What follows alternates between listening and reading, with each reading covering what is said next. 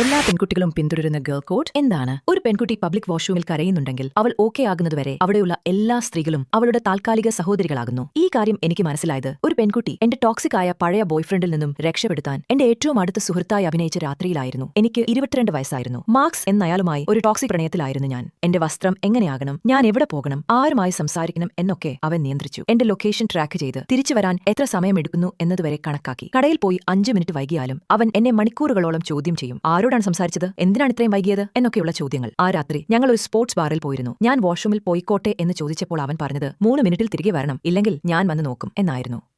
ഞാൻ കരഞ്ഞത് സങ്കടം കൊണ്ടല്ല, ഇത് നോർമൽ അല്ല എന്ന് സ്വയം തിരിച്ചറിഞ്ഞതിനാലായിരുന്നു. എങ്ങനെ ഇതിൽ നിന്ന് പുറത്തു വരാമെന്ന് എനിക്കറിയില്ലായിരുന്നു. കണ്ണാടിയുടെ മുന്നിൽ നിന്ന് കരഞ്ഞു കലങ്ങിയ എന്റെ മുഖം തുടച്ചുകൊണ്ടിരിക്കെ ഏകദേശം എന്റെ പ്രായമുള്ള ഒരു പെൺകുട്ടി അങ്ങോട്ടേക്ക് കടന്നു വന്നു. എന്നെ കണ്ട ആ നിമിഷം അവൾ എന്നോട് ചോദിച്ചു, ഹേയ് ആർ യു ഗേൾ? മറ്റുള്ളവർ ചോദിക്കുന്ന പോലെ വെറുതെ ചോദിച്ചതല്ല, ആത്മാർത്ഥമായി. ഞാൻ ഓക്കെയാണ് എന്നായിരുന്നു എന്റെ മറുപടി. പക്ഷേ ശബ്ദം ഇടറി. അല്ല, നീ ഓക്കെ അല്ല, എന്ത് പറ്റി? അവളുടെ ആ വാക്കുകളിൽ എന്തോ ഉണ്ടായിരുന്നു. ഞാൻ പറഞ്ഞു, എന്റെ ബോയ്ഫ്രണ്ട് വല്ലാത്ത കൺട്രോളിംഗ് ആണ്. വാഷ്റൂം പോകാൻ പോലും സമയം തീരുമാനിക്കുന്നു. അവളുടെ മുഖം കടുത്തു. അവനിവിടെയുണ്ടോ? ഞാൻ തലയാട്ടി. ടേബിൾ 12 ബ്ലൂ ഷർട്ട് അവിടെ ഇരുന്നു, ഇടയ്ക്കിടെ ഫോൺ നോക്കുന്ന ആൾ. അവൾ വാഷ്റൂം അതിൽ തുറന്നു നോക്കി, പിന്നെ തിരിച്ചെത്തി. ശരി, നമുക്കൊരു കാര്യം ചെയ്യാം. ഇപ്പൊ മുതൽ ഞാൻ നിന്റെ കോളേജ് ഫ്രണ്ടാണ്. കുറെ നാളായി തമ്മിൽ കണ്ടിട്ട്. നീ വലിയ സന്തോഷത്തോടെ പ്രതികരിക്കും. നമ്മൾ കെട്ടിപ്പിടിക്കും, വലിയ ശബ്ദത്തിൽ പഴയ കാര്യങ്ങൾ സംസാരിക്കും. പിന്നീട് ഞാൻ നിർബന്ധിക്കും എന്റെ സുഹൃത്തുക്കളെ പരിചയപ്പെടാൻ കുറച്ച് സമയത്തേക്ക് എന്റെ ടേബിളിൽ വരാൻ. ഞാൻ പറഞ്ഞു. അവൻ അതിന് സമ്മതിക്കില്ല. അതുകൊണ്ടാണ് നമ്മളിങ്ങനെ പ്ലാൻ ചെയ്യാന്നത്.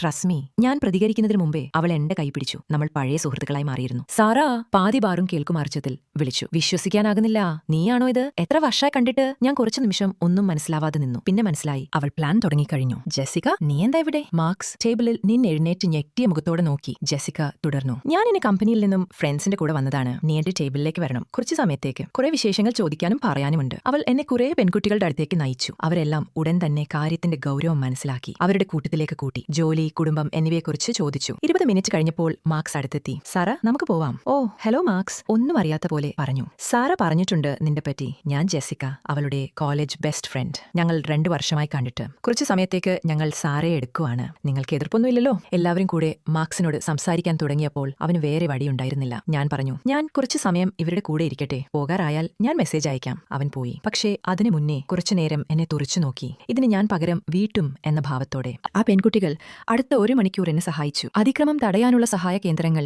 സുരക്ഷാ പദ്ധതികൾ, ഫോൺ നമ്പറുകൾ എല്ലാം പറഞ്ഞു തന്നു. ജെസിക്ക എന്നെ അപ്പോൾ തന്നെ എന്റെ ചേച്ചിയുടെ വീട്ടിലേക്ക് കൊണ്ടുപോയി. അടുത്ത ദിവസം മാർക്സ് ജോലിക്ക് പോയപ്പോൾ അവൾ എന്റെ സാധനങ്ങൾ പാക്ക് ചെയ്യാൻ സഹായിച്ചു. പിന്നീട് ഞാൻ അറിഞ്ഞു, 3 വർഷം മുമ്പ് ജെസിക്ക ഇതുപോലൊരു ബന്ധത്തിൽ പെട്ടുപോയിരുന്നു. അതുകൊണ്ടാണ് അവൾ അതിന്റെ ലക്ഷണങ്ങൾ ഉടൻ തിരിച്ചറിഞ്ഞത്. ഞാൻ സമയം ഇടയ്ക്കിടെ നോക്കുന്നതും ഫോൺ റിംഗ് ചെയ്തപ്പോൾ ഞെട്ടുന്നതുമെല്ലാം ഞാൻ ജെസിക്കയെ പിന്നെ ഒരിക്കലും കണ്ടിട്ടില്ല.